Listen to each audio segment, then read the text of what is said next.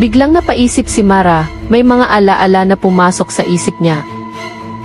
Magulo. Hindi klaro. Biglang napahawak sa ulo nito. At umikot ang paningin.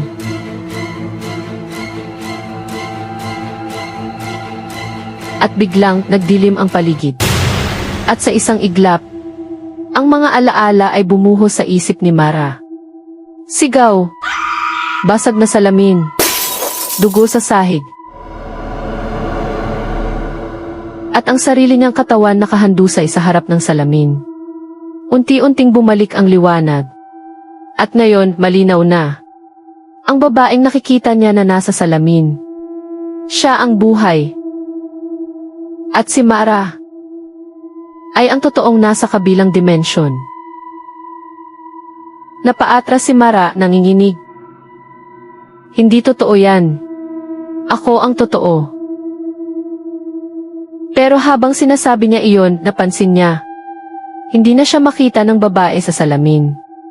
Unti-unti na siyang naglalaho.